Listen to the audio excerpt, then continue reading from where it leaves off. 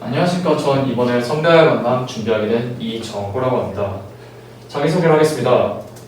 저 같은 경우는 이제 대항중학교를 졸업하였고 두 번째로 중등고등학교를 졸업하였습니다. 그리고 현재 서울대 기계항공학부에서 기계공학을 전공하고 있습니다. 그리고 뭐 예비 고1분들을 위해 가지고 제가 잠깐 언급드리자면 중등고등학교의 장점에 대해서 잠깐 말씀드리게 되자면은 이제 다양한 사람들을 아무래도 접할 수 있겠죠. 찾아보기 때문에. 그다음 두 번째 같은 경우에는 연합부인회가 되게 굉장히 좋습니다. 아무래도 공부하던 학생들이 많이 모이니까 그렇겠죠. 그 다음에 이제 선생님들도 되게 뛰어나신 분들이 많습니다. 실제로 뭐 평가원이나 사관학교 출제위원 들어가시는 쌤들도 있고 해가지고 쌤들이 되게 수업도 잘하시고 문제 출제도 되게 좋으십니다. 마지막으로 이제 여러분들이 이제 관심 있는 키워드인 학생부 종합 전형에서 이제 자사고가 가지는 어드밴티지를 무시할 수 없다는 점, 이게 아마 제가 생각하는 중등고등학교의 장점이 되겠습니다. 그 다음에 학생부 종합 전형에 대해서 잠깐 언급드리겠습니다. 학생부 종합 전형은 이제 크게 내신, 비교과, 이제 비교과 같은 경우에는 그리고 자소서 이렇게 세 가지 키워드로 구성이 됩니다. 비교과에 적어놓은 이거 같은 경우에는 제가 아마 다른 학교는 잘 모르겠지만 이거는 이제 저희 중형고등학교가 가졌던 특색 있는 세 다섯 가지 예시를 가져왔고요. 뭐 이거와 더불어가지고 더 많은 사실 비교과 항목들이 존재하나 우선 제가 참가했던 것만 이제 적어보았습니다. 학종을 대비하려면 어떻게 해야 될까요? 아마 여러분들이 제일 궁금하실 것 같은데요. 학종이라는 건 사실 내신이 제일 중요하지만 아까 말씀드렸던 것처럼 자소서와 비교과도 되게 중요하죠. 자소서와 비교과는 이제 부족한 내신을 보완하는 용도로 이제 사용하실 수 있습니다. 그 다음에 이제 여러분들이 자소서를 쓸 때를 예시를 드리자면은 장점을 극대화시키는 거. 여러분들이 학생부를 이제 속된 말로 디자인한다고 그러죠. 비교과를 챙기든 내신에 집중하는 장점을 극대화시키는 방향으로 여러분들의 생기부와 자소서를 준비하셔야 됩니다. 그 다음 마지막으로 이제 다양한 대학교와 학과를 알아보라고 말씀드리고 싶은데요. 다양한 대학교와 학과라고 하면은 뭔가 감이 안 잡히실 것 같은데 예를 들면 뭐 이런 게 있겠죠. 성균관대학교나 하양대학교에는 이제 다이아몬드 7학과라고 하는 되게 특별한 학과들이 있죠. 뭐 그 다음에 뭐 고려대 같은 경우는 이제 사이버 국방학과 이런 것도 있을 수 있고요. 이번에 제가 알기로 연세대학교에서도 재료공학 관련해가지고 새로운 걸 신설한다고 하니까 이런 특수학과들도 잘 알아보는 게 전 되게 중요하다고 생각합니다. 내신에 대해서 잠깐 언급드리겠습니다. 사실 저는 내신이 되게 좋지 않았습니다. 1학년 때 4.4등급 이걸로 인서울 대학을 못 써요 우선은. 근데 2학년 때 올렸습니다. 3학년 때 더 올렸고요. 내신은 존버다라고 말씀드리고 싶어요. 끝까지 버티면 오릅니다. 왜냐? 1학년 때는 모두가 내신 열심히 하지만 3학년 때 가면은 떨어지는 친구들이 분명히 있기 때문이죠. 여러분은 내신을 절대 버리면 안 됩니다. 이건 나중에 뒤에서 더 드리겠지만 여러분이 버티기만 한다면 결국에 내신은 오를 수밖에 없습니다. 내신에 대해 가지고 더 말씀드리자면은 이제 내신을 어떻게 준비해야 되나요? 사실 이제 막 고등학교 올라온 새내기들 아니면은 뭐 막 이제 학년이 올라가면은 잘 모를 수 있겠지만 제가 드리고 싶은 말씀은 선배들한테 조언을 구하면 됩니다. 선배들이 다녔던 학원, 선배들이 들었던 선생님, 사용했던 자료 이게 제일 중요합니다. 많이 다니던 학원, 많이 듣던 선생님, 많이 쓰던 자료 같은 경우에는 다 이유가 있는 겁니다. 이유가 있으니까 선배들에게 조언을 구하시면 아무래도 좀 더 쉽게 많은 것들을 얻을 수 있겠죠. 그 다음에 뭐 대형 강의가 되게 싫어하는 친구들이 있어요. 나기는 대형 강의 가가지고 그냥 멀뚱멀뚱 있을 바에는 1대1 소수 정예를 받고 싶다. 그런 사람들한테 이제 팀 수업이라는 것도 이제 존재하니까 그런 것도 추천드리고 싶고요. 그 다음에 내신 대비를 얼마나 해야 되나요?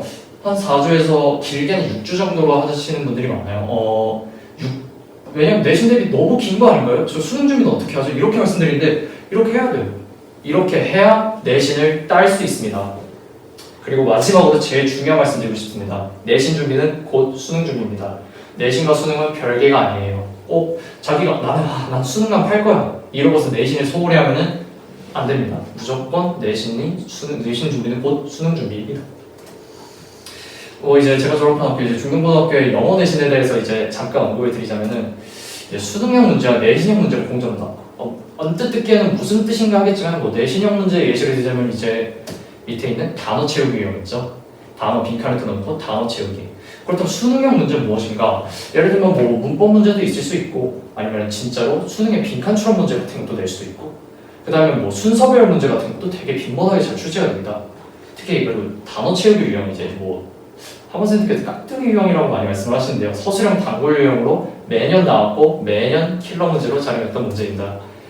사실 뭐 암기는 선택사항이지만 유리한 거는 많이 사실인 게 뭐 암기량이 사실 부담이 될 수가 있어요. 뭐 교과서 내지문 다 외우고 부교재 외우고 이런 거 부담이 될 수는 있지만 해야 유리하긴 합니다. 사실은.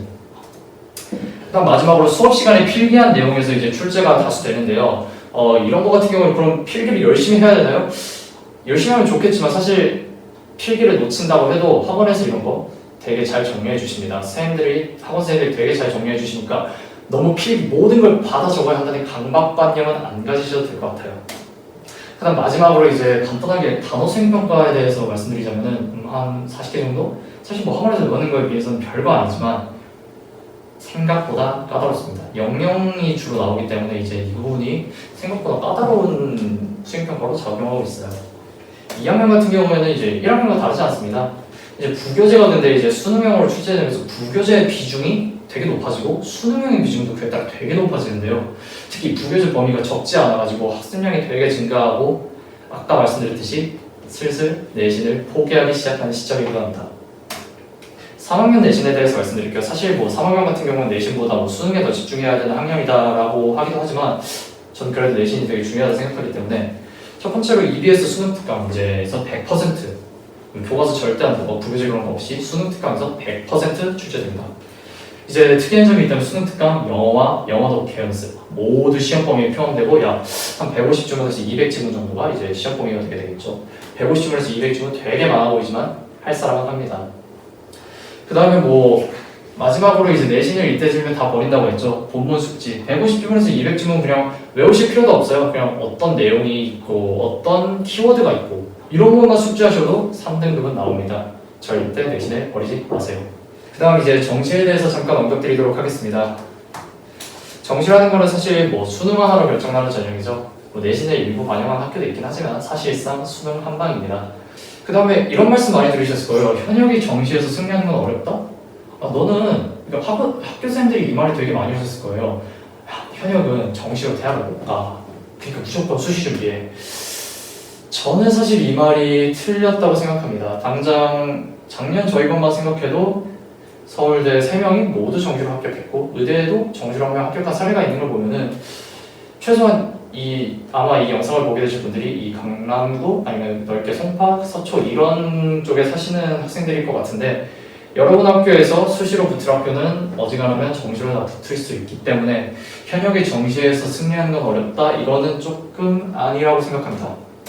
그 다음에 뭐 이과 학생들 같은 경우는 의대 진학하는 학생들도 되게 많을 텐데 의대 학생들 같은 경우 이제 학종보단 정시라고 말씀드리고 싶은 게 물론 이제 의대를 학종으로 갈 수 있어요. 되게 뭐 전교 1, 2등 하는 친구 당연히 학종으로 가야죠. 왜 정시로 갑니까? 근데 이제 제가 말씀드리고 싶은 건 어중간한 학생들 한 전교 10등대에서 20등대 있는데 자기는 의대가 가고 싶어요. 아니 뭐 서울대나 연대도 마찬가지겠죠. 이런 학생들은 수시에서 의대를 쓸 수가 없습니다. 왜? 안타깝지만 여러분이 서울에 사는 이상 지방의대는 절대 수시로 써서 붙을 가능성이 제로고 그렇다면 인서울의대의 그 경쟁률을 뚫고 가야 되는데 사실 아시다시피 내신 깎아먹기가 심한 이 지역에서는 쉽지 않은 거겠죠. 그래가지고 정말 자기 뭐 전교 10등 안에 들고 경쟁력이 있다 이래도 학종보다는 저는 사실 정시나 논술 쪽에 좀 더 비중을 두는 것이 좋다고 생각합니다. 수능 준비에 대해서 잠깐 언급드리자면 국어 먼저 말씀드릴까요? 내신 준비와 EBS는 열심히 꾸준하게 아까 제가 내신 준비는 뭐 수능 준비라 했죠? 여러분들 같은 경우에 이제 문학 작품이나 뭐 이제 문법, 어휘 이런 거 같은 경우에는 내신 때 해야죠. 내신 때 하고 EBS를 해가지고 그때 대비하는 겁니다. 여러분 1, 2학년 때 어줍지 않게 비문학할 게 아니라 문학이나 문법이나 열심히 하세요. 이게 제일 중요합니다. 그 다음에 두 번째로 언급드리고 싶은 건 대치동에는 되게 다양한 선생님들이 있습니다. 여러분들한테 맞는 독해법이 분명 있어요. 그러니까 여러 명을 들어보시고 자기의 제일 맞는 독해법을 찾으셔서 그 선생님 수업을 들으시면 됩니다. 그리고 한 가지 독해법을 완벽히 채워하자. 선생님 한 분을 정하셨으면 1년 내내 그 선생님을 믿고 가십시오. 그 다음 뭐 아침에 하는 국어가 최고다. 사실 뭐 이제 고3 학생들이라면 이제 잘 알 텐데 수능 국어를 8시 40분부터 이제 국어를 하게 되죠. 그렇다면 8시 40분에 여러분은 뭘 해야 됩니까? 국어 공부를 해야 돼요. 왜냐? 그 시간에 이제 시험을 볼 테니까. 뭐 이건 다른 과목에도 마찬가지긴 하지만 국어 같은 경우에는 진짜 아침에 머리 안 돌아갈 때 그때 한번 국어 공부를 해보는 습관이 들이시면 되게 수능날도 되게 도움이 되실 거예요. 두 번째로 영어에 대해서 언급드리겠습니다. 제일 중요한 말입니다. 절대 평가라고 해서 쉬운 건 아닙니다. 여러분 맨 처음 절대평가가 시행됐던 애는 1등급이 10% 되게 많았어요. 그때까지만 절평이라 쉬운 거 아니야? 이런 말이 많은데 그 다음 년도 바로 5%로 떨어졌습니다. 절평이라고 절대 쉬운 게 아니라 1등급이 4%인데 절대평가했는데 5%밖에 1등급이 아니래. 절평이라서 절대 쉬운 게 아닙니다. 이거를 제일 중요하게 생각하셔야 돼요. 그 다음 영어는 전략적으로, 효율적으로 투자하기. 이거 같은 경우는 이제 반영비, 영어가 절대평가이기 때문에 영어 반영비가 되게 대학마다 상이에요. 뭐 이건 다른 것도 하지만 영어 같은 경우는 특히 어떤 대학은 영어를 되게 중요시하는, 뭐 예를 들면 연세대학교 같은 게 있겠죠. 그 다음에 어떤 학교는 되게 영어를 중시하지 않는 학교가 있어요. 예를 들면 고려대학교라든가 서울대학교라든가 이런 데가 있습니다. 그러니까 영어 같은 경우에는 전략적으로, 효율적으로 자기가 필요한 만큼만 하셔야 되지, 영어가 너무 재밌어서 와 자기들 근데 영어가 너무 부족하다 이렇게 생각해서 영어만 파는 거는 오히려 독이 될 수도 있기 때문에 이건 진짜 전략적으로 잘 선택을 하셔야 됩니다. 수능 준비에 대해서 마지막으로 이제 수학이 좀 있겠죠. 수학 같은 경우에는 맨 처음 말씀드리고 싶은 건 기출이 제일 먼저입니다. 어떤 학생들 막 엔제가 중요하다, 실무가 중요하다, 이 선생님의 자료를 풀어야 된다. 그거보다 제일 먼저가 기출입니다. 기출이 제일 먼저고 기출을 다 습득해야 여러분들은 더 앞으로 나아갈 수 있습니다. 그래서 그 여름방학까지 이제 엔제, 흔히 말하는 뭐 어려운 문제들이 있죠. 학원에서 주는 것도 있고 선생님들이 주시는 것도 있고 엔제와 기출을 병행하시는 게 제일 좋고 9월 이후에는 이제 실전 모의고사. 실전 모의고사 같은 경우는 실력을 늘린다라는 차원에서보다는 여러분들의 이제 감각, 시험장에서의 태도 이런 것들을 배우기에 좋기 때문에 실무 위주로 하시는 게 되게 좋은 것 같아요. 그 다음 이제 준킬러 대비용 문제집과 실무를 풀라고 했는데 이 말씀을 제가 왜 드리냐면 현재 트렌드가 준킬러를 이제 어렵게 되는 추세로 가고 있기 때문에 되게 이 부분 항상 유념해 주시고 준킬러를 대비하는 습관 중요하다 생각합니다. 그 다음 이제 다양한 선생님의 강의를 들어보기라고 했는데요. 이건 좀 국어랑 다르게 다양한 선생님의 강의를 끝까지 수능까지 들으셔도 됩니다. 다양한 선생님, 그러니까 당연히 수학도 선생님들마다 스타일이 다 달라요. 어떤 선생님들은 이런 방법으로 풀고 어떤 선생님들은 이런 방법으로 풀고 그렇지만 여러분들이 하셔야 될 건 그 두 개를 다 습득하셔야 돼요. 국어랑은 좀 다르죠. 이 부분이 제일 중요합니다. 수학은 여러분들이 가지고 있는 도구가 많을수록 시험장에서 성공할 확률이 높아집니다.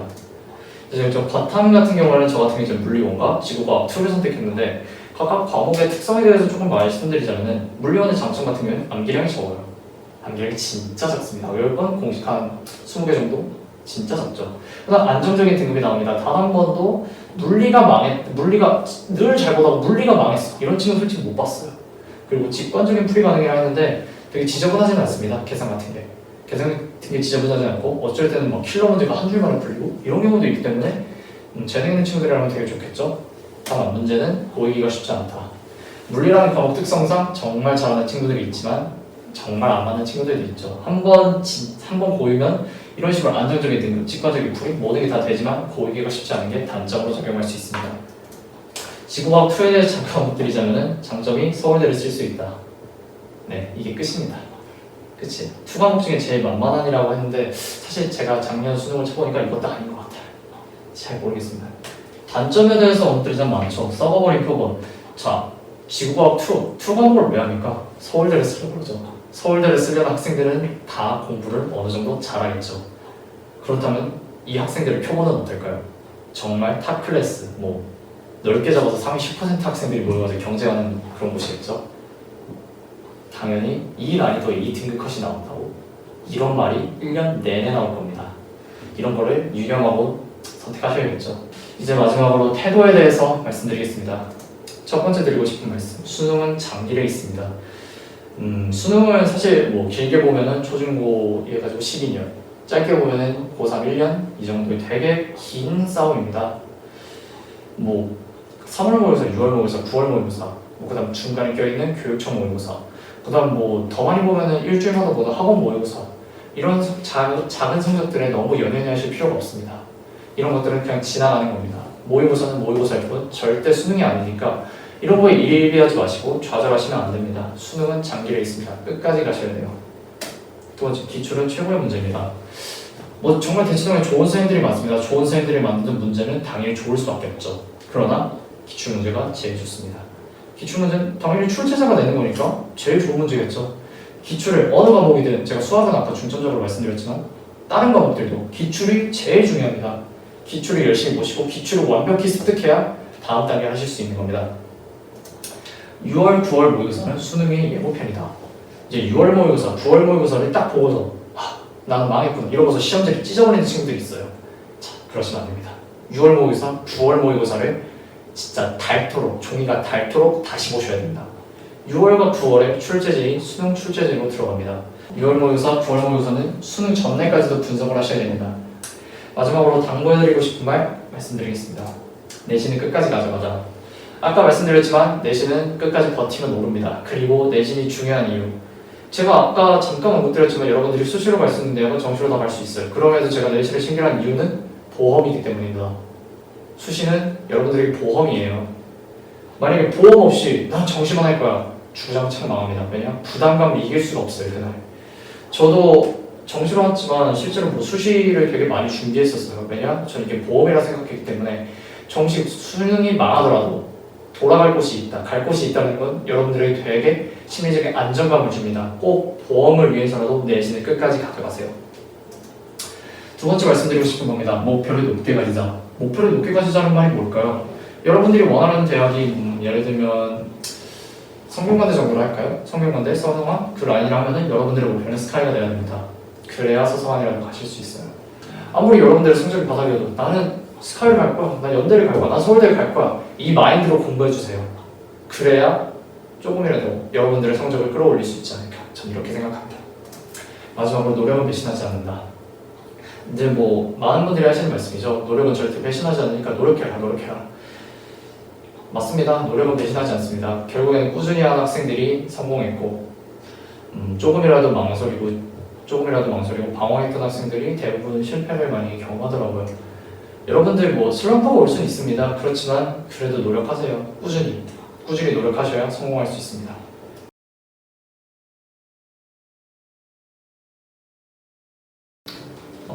제가 기억에 남는 일이 있었다면은 이제 고3 때 신동훈 쌤이랑 이제 어떻게 이제 입시를 준비해야 될지 상담을 한 적이 있었습니다. 사실 그때 저 같은 경우에는 서울대 준비하고 있었기 때문에 영어가 크게 중요하지 않았고 쌤한테 이런 걸 말씀드리니까 과감하게 넌 영어를 줄이고 EBS만 집중해서 2등급 이상만 받도록 하자 라고 과감하게 말씀을 해주셨어요. 되게 사실 이렇게 말씀해 주시는 게 되게 힘들었을 것 같은데 저를 위해 가지고 정말 결정해 주신다고 생각을 해서 제가 아마 3년 다니면서 제일 기억에 남는 순간이 이 순간이었던 것 같습니다. 두 번째로 제가 뭐 신입생이 된 후 느끼는 점 이런 것 같은 경우는 좀 뭐 학교 생활이나 수업에 대해서 말씀드리자면은 당연히 정말 전국 1%의 학생들이 모여가지고 경쟁을 하니까 너무 힘들죠. 정말 힘듭니다. 진짜 어떻게 이 시간 안에 이런 결과를 내지? 이런 것들 너무 많이 받고 저는 끙끙 혼자서 막 어려워가지고 구글 찾아보면서 끙끙 매고 있는데 누군가는 그냥 이거 그냥 당연하잖아 이런 식으로 하는 학생들도 너무 많았고 참 그렇지만 이런 탑티어의 학생들이랑 경쟁하기 때문에 아마 제 실력도 많이 늘 수 있고 그런 부분에서 도움이 되는 것 같습니다. 그 다음에 뭐 여러분들의 진로에 대해 가지고 잠깐 얘기 드리고 싶은 거는 여러분들이 지금 생각하는 학과의 이미지랑 실제 배우는 거랑 되게 다른 경우가 많아요. 그래서 예를 들면 화생공 같은 경우는 당연히 화학이랑 생물을 하겠지 하고 들어왔지만 물리가 70%인 그런 학과도 있고요. 되게 여러분들이 생각하는 그 학과랑 지금의 실제가 매우 다릅니다. 되게 많이 알아보고 오셨으면 좋겠어요. 여기 가가지고 뭘 할 수 있다. 더 나아가서 자기가 어떤 직업을 가지고 싶고 어떤 회사에 입사하거나 아니면 어떤 연구를 하거나 그런 것들도 많이 알아보셨으면 좋겠어요.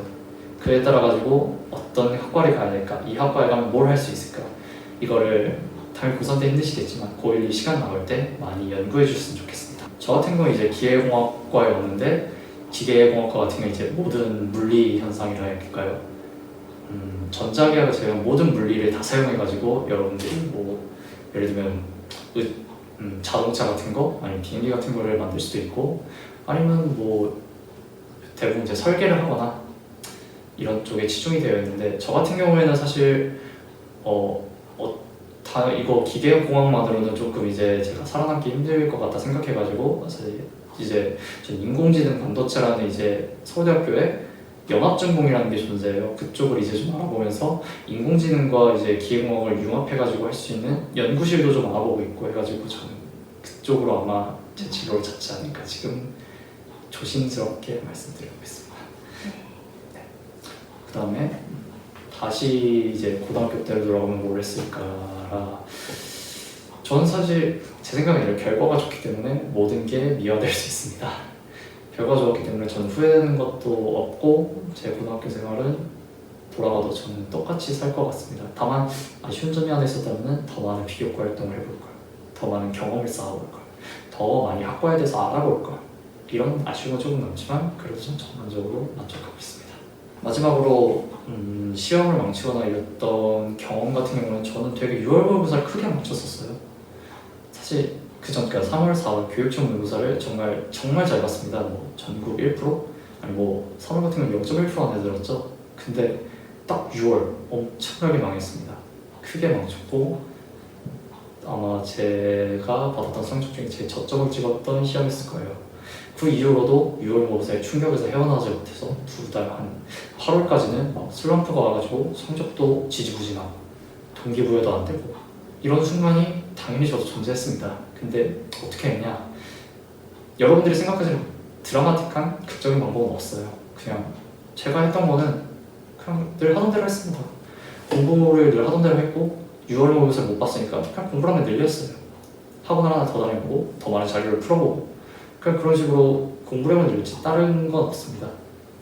그랬더니 이제 9월을 괜찮게 보고 결국엔 수능날 제가 봤던 성적 중에서 평가원 시험 중에서 제일 잘 본 성적표를 받게 됐죠.